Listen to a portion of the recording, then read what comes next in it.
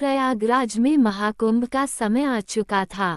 गंगा, यमुना और अदृश्य सरस्वती के संगम पर हर 12 सालों में लगने वाला यह मेला करोड़ों श्रद्धालुओं के लिए आस्था, भक्ति और आत्मज्ञान का प्रतीक था।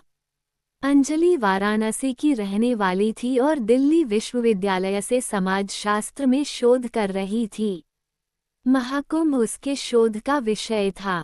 उसने अपने प्रोफेसर से कहा था, मैं देखना चाहती हूँ कि इतनी भीड़ में लोग किस तरह अपनी आस्था और मान्यताओं को जीते हैं। वह प्रयागराज के घाटों और शिविरों का अध्ययन करने के लिए उत्सुक थी। उसे न केवल शोध करना था बल्कि महाकुंभ के पीछे छिपी आध्यात्मिकता को भी महसूस करना था। जब वह पहली बार मेला परिसर में पहुंची तो उसने देखा कि चारों तरफ भक्ति का अद्भुत दृश्य था। गंगा के घाट पर लाखों लोग स्नान कर रहे थे। साधु संतों के शिविरों में मंत्रोच्चार गूंज रहे थे। दूर दूर तक चाय की दुकानों, पंडालों, भजन मंडलियों और रंग बिरंगे झंडों की चहल पहल थी। अंजलि के पास एक डायरी और कैमरा था जिसमें वह श्रद्धालुओं के अनुभवों को नोट करती और तस्वीरें खींचती।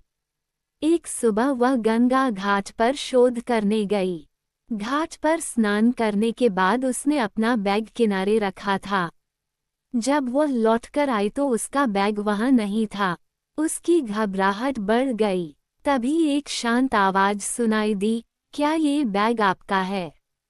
अंजलि ने पलटकर देखा। एक युवक खड़ा था जिसने उसके बैग को हाथ में पकड़ा हुआ था।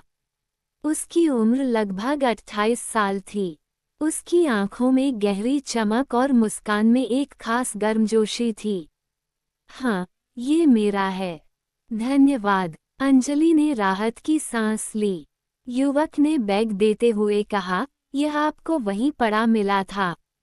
मैंने सोचा कि किसी ने शायद खो दिया होगा। आप यहाँ शोध के लिए आई हैं? हाँ, अंजलि ने जवाब दिया। मैं समाजशास्त्र की छात्रा हूँ और महाकुंभ के सामाजिक और सांस्कृतिक पहलुओं का अध्ययन कर रही हूँ। अच्छा, युवक ने उत्सुकता से कहा। मैं भी यहाँ कुछ खास तस्वीरें खींचने आया हूँ। मैं एक फ्रीलांस फोटोग्राफर हूँ। मेरा नाम आर्यन है। यहीं से उनकी बातचीत शुरू हुई। अंजलि और आर्यन ने महाकुंभ की भीड़ में एक दूसरे का साथ दिया। वे दोनों मेले के अलग अलग हिस्सों में घूमते, साधु संतों से मिलते और श्रद्धालुओं की कहानियां सुनते। आर्यन ने अंजलि को अपने कैमरे से महाकुंभ के अनदेखे पहलुओं को दिखाया। उसने स्नान करती हुई महिलाओं, भजन गाते हुए साधुओं और रंग बिरंगे मेले की तस्वीरें खींची थीं। एक दिन आर्यन ने अंजलि से कहा, यहाँ लोग केवल भक्ति के लिए नहीं आते। वे यहाँ खुद को खोजने आते हैं। ये मेला सिर्फ बाहरी नहीं, बल्कि आंतरिक यात्रा का भी प्रतीक है।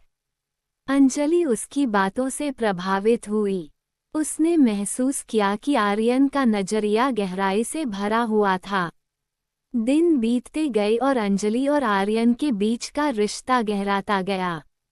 दोनों घंटों तक बातें करते, कभी घाट पर बैठते तो कभी साधुओं के शिविरों में समय बिताते। एक दिन गंगा आरती के समय, जब चारों तरफ दियों की रोशनी फैली हुई थी, अंजलि ने आर्यन की तरफ देखा। उसकी आंखों में कुछ खास था। आर्यन ने पूछा, क्या हुआ? अंजलि ने कहा, तुम्हारे साथ बिताए इन दिनों ने मुझे बहुत बदल दिया है। मैं यहाँ सिर्फ शोध के लिए आई थी, लेकिन लगता है कि मुझे कुछ और भी मिल रहा है। आर्यन ने मुस्कुराते हुए कहा, मुझे भी ऐसा ही लगता है। शायद यह मेला ही हमें मिलाने के लिए था। महाकुंभ के अंतिम दिन नजदीक आ रहे थे। अंजलि को डर था कि मेले के खत्म होते ही आर्यन से उसका रिश्ता भी खत्म हो जाएगा। एक शाम आर्यन ने कहा, मैं अपनी अगली यात्रा के लिए तैयार हो रहा हूँ। मुझे हिमालय जाना है। वहाँ की तस्वीरें खींचने का मेरा सपना है। ये सुनकर अंजलि की आंखों में आंसू आ गए। उसने पहली बार महसूस किया कि वह आर्यन से कितना जुड़ गई थी। अगले दिन जब वे संगम पर थे, अंजलि ने कहा, आर्यन, क्या तुम मानते हो कि कुछ मुलाकातें सिर्फ इत्तेफाक नहीं होती? आर्यन ने कहा, हाँ, मैं मानता हूँ। शायद हमारी मुलाकात भी ऐसी ही है। महाकुंभ के अंतिम दिन, गंगा आरती के समय, अंजलि ने अपने दिल की बात कहने का फैसला किया। आर्यन, उसने धीमे स्वर में कहा, मैं तुमसे कुछ कहना चाहती हूँ। शायद तुम समझ गए हो, लेकिन मैं तुम्हें बताना चाहती हूँ कि मैंने तुम्हारे साथ जो पल बिताए हैं, वे मेरी जिंदगी के सबसे खूबसूरत पल हैं। मैं चाहती हूँ कि ये खत्म न हो। आर्यन ने उसकी बात सुनी और मुस्कुराते हुए कहा, अंजलि, मुझे भी ऐसा ही लगता है। लेकिन मैं एक फ्रीलांसर हूँ, मेरे कदम हर बार अलग दिशाओं में जाते हैं। क्या तुम इस अनिश्चितता के साथ मेरा साथ दोगी? अंजलि ने कहा, अगर प्यार सच्चा हो, तो राहें अपने आप बन जाती हैं। महाकुंभ खत्म हो गया। आर्यन और अंजलि ने संगम पर बैठकर वादा किया कि वे एक दूसरे के संपर्क में रहेंगे। आर्यन ने कहा, हमारी कहानी महाकुंभ से शुरू हुई है। यह मेला हमें हमेशा याद दिलाएगा कि प्यार किसी भीड़ में भी मिल सकता है। अंजलि ने मुस्कुराते हुए कहा, ये प्यार गंगा की धारा की तरह है, जो हर मुश्किल को पार कर लेता है। आर्यन हिमालय की ओर निकल पड़ा और अंजलि अपने शोध को पूरा करने के लिए वाराणसी लौट गई। लेकिन दोनों जानते थे कि उनके बीच का रिश्ता केवल दूरी का मोहताज नहीं था। उनकी प्रेम कहानी गंगा के उस प्रवाह की तरह थी, जो भले ही दिखने में शांत हो, लेकिन अपनी गहराई में अनंत प्रेम समेटे हुए थी।